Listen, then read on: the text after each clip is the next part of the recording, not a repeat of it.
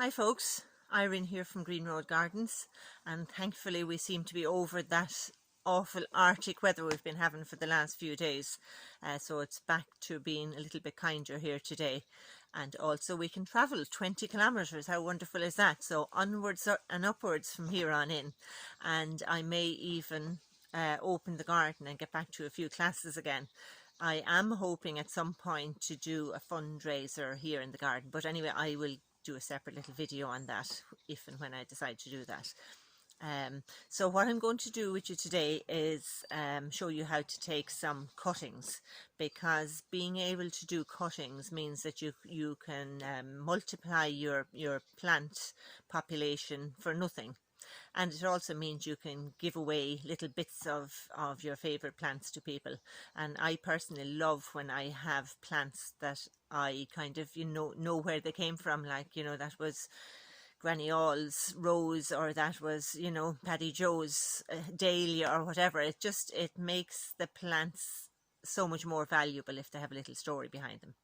But anyway, the one I've chosen to do a cutting from today is this lemon verbena, and I think I've talked about it before. It is the most beautiful lemon scent that you could imagine, and it makes the most wonderful tea. And it's not easily available in garden centres, so that's what I'm going to do. And there's a number of different kinds of cuttings, stem cuttings you can do. There's hardwood cuttings, which, as the name suggests, means that you take a bit of hardwood and you do a cutting from that, but it takes the best part of a year to do, so it's very slow. Then there's softwood cuttings, which, as the name suggests, is like, say, from the top of this, it would be a very soft piece of plant material, but it takes a serious amount of minding, so I don't do that either. So I go for the third option, is what's called a semi-ripe cutting. So the timber is semi-ripe, so it's pliable there. So if you look at this plant here, like, there's the bit at the bottom which is quite firm, and you can see the outside is starting to go a kind of yellowy brown where the timber is maturing. So that, I feel, is too hard. And the bit at the top, you can see here, is starting to already go a bit wig-wag, and so that's too soft. And I would say sort of maybe around about this middle section here is the bit I would be going for. And so I kind of use my hand to press up along till I feel, so I'm going to take about here. Okay, now before I make a cut, I just want to explain that anywhere where there is a leaf node, where a leaf comes out from the stem, that's where the build-up of hormones are, and that build-up of hormones is what will encourage future growth. So when you're taking a cutting, on the bottom of the cutting, you cut below that leaf node, so that you're saving that little powerhouse of hormones there, and that will help to produce roots. And then at the top of the cutting, I will cut above that leaf node, because that will again hold on to that little bit of hormone build up there. So as a general rule, the cutting, you cut on the bottom, you cut below the leaf node, and at the top you cut above the leaf node. So I'm going to use a secateurs because I've just sharpened it so it's nice and sharp. So just cut it there directly below that leaf node, and then at the top I'm going to cut just above the leaf node, like that. And again, I will save all those little bits for making my tea. It makes a lovely tea. So I'm going to strip off a lot of the leaves. So I've just pulled off those bottom ones, but when I come up to here, I'm going to pinch them off like that. I'm just getting my nail and my finger and I'm pinching them off, because I'll just do it, and it probably won't do it just to spite me now, but if you just pull it, oh, now it is doing it. You see the way that it's pulling down a bit of the skin? So that's not a very kind thing to be doing to the plant, because I'm leaving this bit open to disease getting in. So it's better to pinch off the leaf rather than to pull it off. Now, so there's my cutting, but I feel that there's too much leaf left in that, because the more leaf that you leave on a cutting, the more green bits that you leave on a cutting, the harder this little branch that has no roots has to work. So it has to keep the moisture in these, and it doesn't have any roots to soak up the moisture, so it's going to have to work very hard.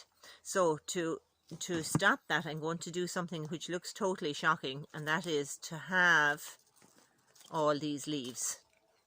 Now, as I say, that seems like a brutal thing to do, but it's that thing of being cruel to be kind, because now this little plant, which has no roots, doesn't have to work so hard to keep itself alive.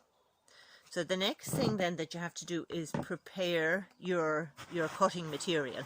And what I use is grit, which is horticultural grit, or if you don't have horticultural grit, you can buy horticultural grit in the garden centres, but if not, you can go to the beach and get there's a local beach here that has very fine gravel.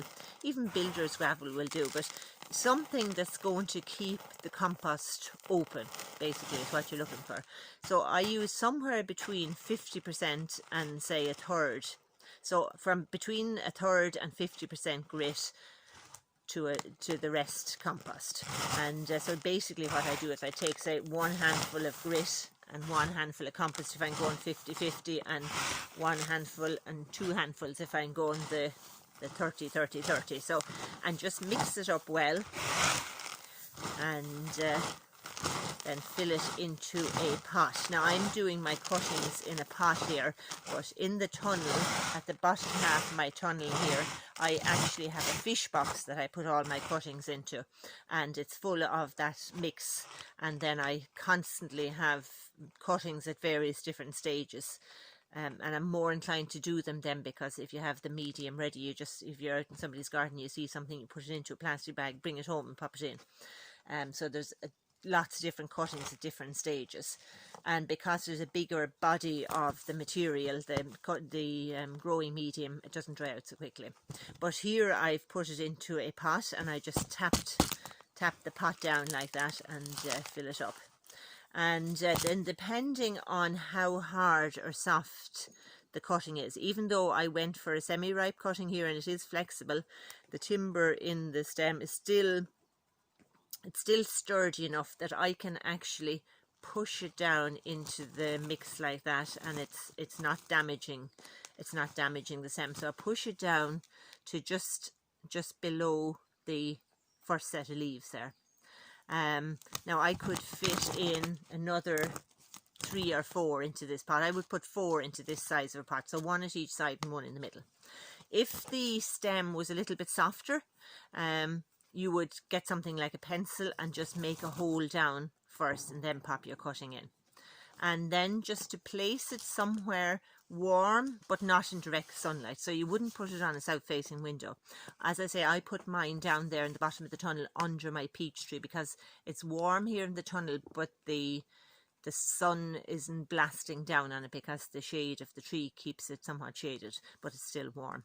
And before that I would have stood it into a pot of water just to make sure it was moist. So I'd stand it into a bucket of water, and when the top is wet, then I would take it out, and then just keep an eye on it to make sure that it doesn't dry out, and water it as necessary. And that should take, depending on the plant that you're propagating, the softer the timber, the quicker they root. So if it's something very soft, it could root in maybe 3 weeks.